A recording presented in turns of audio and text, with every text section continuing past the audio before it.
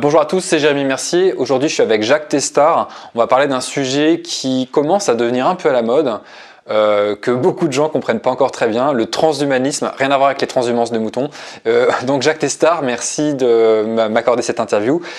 Donc aujourd'hui, je comprends que vous vous intéressez au transhumanisme et à ses fantasmes et vous remettez la réalité devant les yeux. C'est quoi ce mouvement de transhumanisme? Qu'est-ce qu'on promet et pourquoi c'est inquiétant? Alors, il faut voir d'abord comment c'est apparu. C'est apparu dans les années 60 et plus fort dans les années 80, au moment où il y a eu des progrès considérables dans des disciplines comme la génétique, l'informatique, les sciences du cerveau, qui ont fait des bonds énormes dans la connaissance qu'on avait sur ces sujets.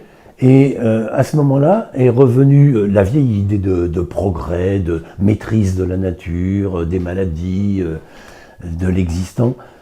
Et cette idée-là a repris de la force en disant, puisqu'on a maintenant ces grands progrès en génétique, en informatique, on va pouvoir fabriquer des individus qui auront des qualités nouvelles, inconnues jusque-là. Donc ça s'est appelé le transhumanisme aux États-Unis assez vite. Le mot commence à être connu en France, mais il inspire un peu de méfiance. Ouais. On ne sait pas bien. Mais en tout cas, c'est un mot qui a remplacé un autre qui est complètement refusé, qui est eugénisme. Ah. L'eugénisme, c'est quand même la volonté de fabriquer des individus de bonne qualité, donc d'améliorer l'espèce. Le transhumanisme, c'est exactement la même chose.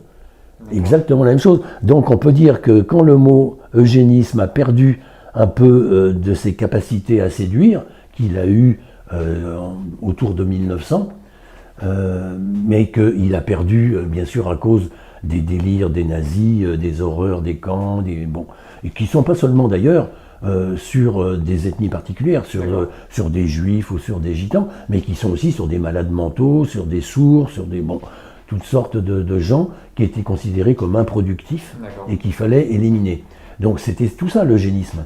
Et puis le mot, bien sûr, il est difficile à utiliser aujourd'hui. Donc le mot transhumanisme est bien arrivé, et ce transhumanisme, il a plusieurs facettes. Soit c'est améliorer les qualités de l'homme, soit c'est le mélanger avec la machine. Ça, c'est des cyborgs.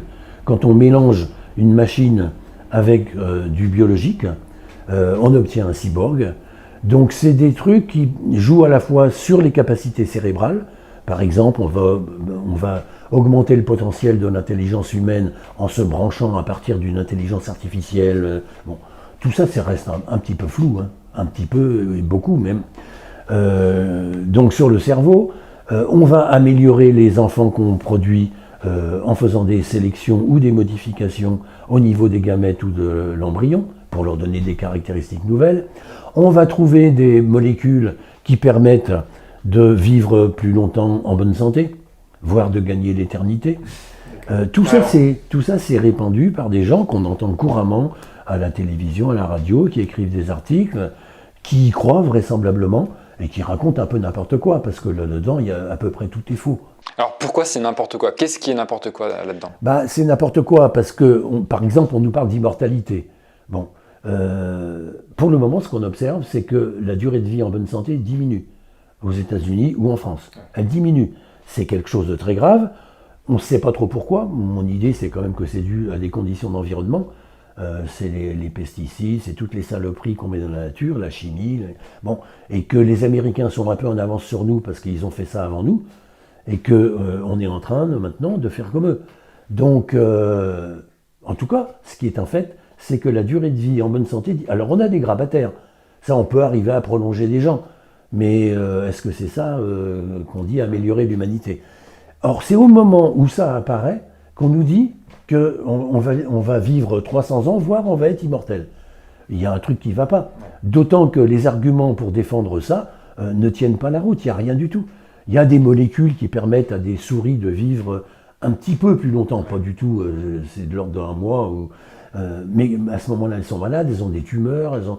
Bref. Elles vivent pas bien, elles vivent plus longtemps, mais pas... Il n'y a rien qui permet de dire qu'on va pouvoir vivre plus longtemps en bonne santé. Or, c'est un truc qu'on entend. On entend aussi qu'on va devenir plus intelligent.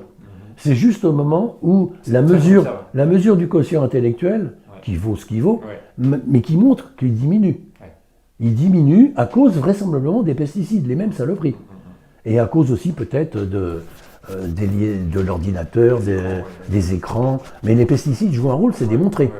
Les perturbateurs endocriniens diminuent le développement du... Un excellent reportage, un documentaire sur Arte, Demain tous crétins, de Thierry Delestrade et Sylvie Guillemin, qui était vraiment très super. Bon. Donc c'est comme... Alors c'est étonnant, on va vivre plus longtemps, on va être plus intelligent. Tout ça c'est comme... Et on sera plus malade. Juste au moment où apparaissent des maladies nouvelles, à cause des bien après le cancer, où il y a plein de nouveaux trucs qui nous tombent dessus, soit des maladies microbiennes, des nouvelles bactéries qui mutent, des machins comme ça, soit des maladies chroniques. Il y a de plus en plus de diabétiques, de cancéreux, il y a de toutes sortes, Alzheimer, tout ça, c'est des maladies qui ont existé, mais qui n'étaient pas aussi répandues. Et c'est au moment où on devrait affronter ces maladies-là et s'interroger pour les éviter, c'est-à-dire pour vivre dans un environnement qui soit plus sain, au moment où on nous dit c'est formidable, on va guérir tout ça. Ça repose sur rien. La question que vous me posez, c'est sur quoi ça repose. Je vous dis, la longévité, la bonne santé, l'intelligence, tout ça, c'est des trucs qui sont en péril aujourd'hui, et c'est le moment où on nous balance que c'est formidable, on va arranger tout ça. C'est un déni de réalité en fait. C'est un déni de réalité, mais qu'on retrouve partout. On a parlé du Téléthon, on a parlé des plantes transgéniques, on retrouve partout la même... Alors c'est quoi? C'est une idéologie scientiste. Scientiste, ça veut dire qui place la science en haut comme étant finalement un nouveau Dieu. Oui, quasiment de religion. Comme étant une religion, et que c'est à partir de la science qu'on va guérir de tout. On s'aperçoit aujourd'hui que tous les dégâts... Enfin, il faut quand même considérer que l'état où on parle de l'anthropocène, mais c'est bien quand même une conséquence du développement industriel, lequel est dû à des innovations techniques. Bon, tout ça se tient. Alors, il fallait le faire, il fallait pas le faire, peut-être il fallait le faire autrement, sûrement. Mais en tout cas, la science, elle n'est pas innocente dans cette affaire-là. Et quand on nous présente la science comme solution à tous les problèmes que la science a créés, on peut s'interroger quand même. Ok, d'accord. Et du coup, aujourd'hui, il y a des gens qui font des expériences de transhumanisme, il y a des individus qui s'amusent. Alors, c'est des conneries. Le premier cyborg, qui est un Anglais qui s'appelle Kevin Warwick, il est très content parce que c'était vers l'an 2000. Il s'est branché dans le bras une puce qui lui permet d'ouvrir la porte de son garage. Bon, tant mieux pour lui, mais il aurait pu avoir une clé. Mais voilà, c'est vachement moderne et il continue. Alors ce même type prétendait, c'est intéressant parce qu'on a... Il fait quoi? Il appuie sur sa puce? Il n'appuie pas. Non, quand il s'approche, ça il met... C'est un détecteur. Voilà, c'est un détecteur. Tout simplement. Bon, c'est tout bête. Aujourd'hui, il s'en est mis d'autres, plus savants, et il y a d'autres qui copient et qui font tas de machins pour répondre au téléphone. C'est vachement intéressant.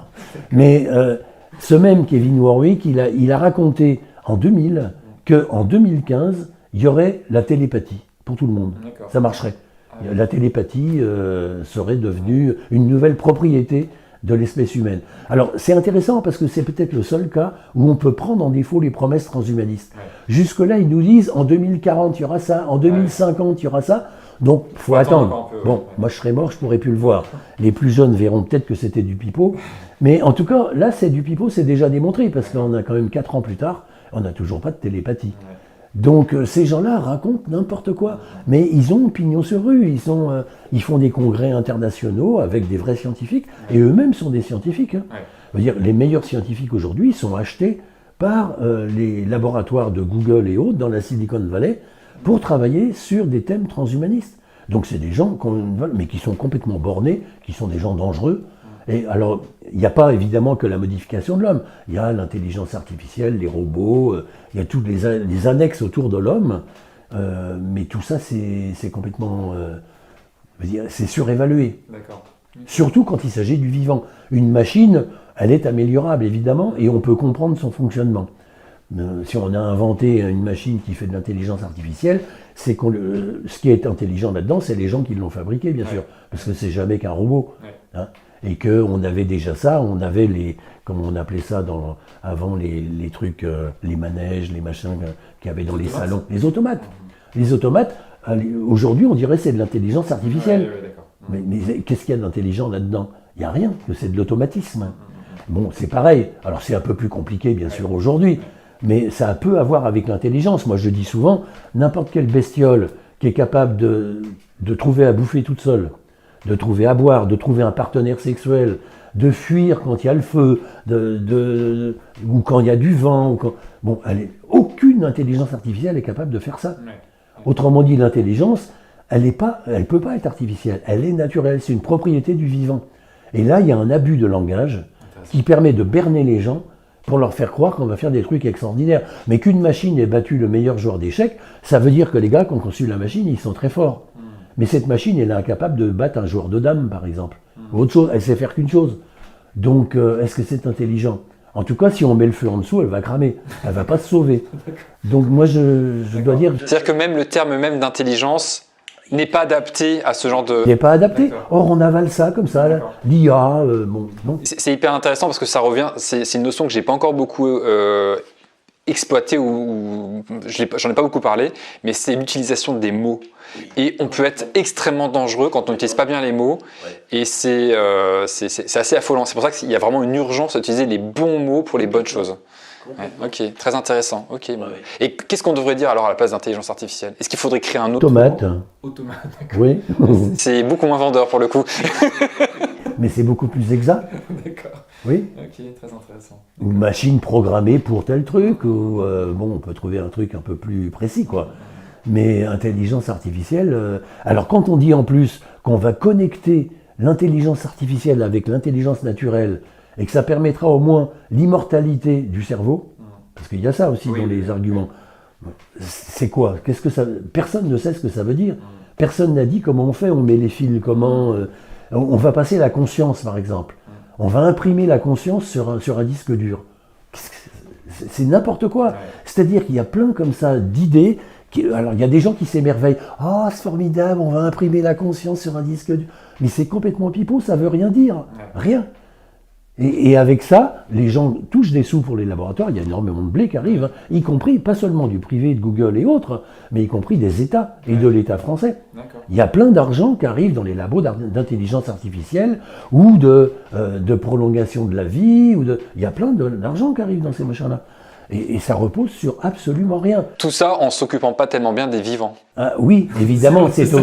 C'est parce qu'évidemment, à la fois l'énergie, les gens disponibles pour travailler en recherche et le fric qu'il faut mettre là-dedans, tout ça n'est pas illimité. Donc c'est des priorités.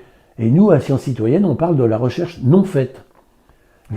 La recherche non faite, c'est considérable. C'est par exemple d'arriver à travailler mieux sur l'agrobiologie. Parce que l'agrobiologie, c'est pas l'agriculture de grand-père. C'est un truc très savant, intelligent et qui demande énormément de connaissances. Et là-dessus, il y a plein de travaux à faire. Bon, bah, la recherche agronomique n'investit pas beaucoup là-dedans. Évidemment, elle investit plus sur les OGM. Ok, intéressant.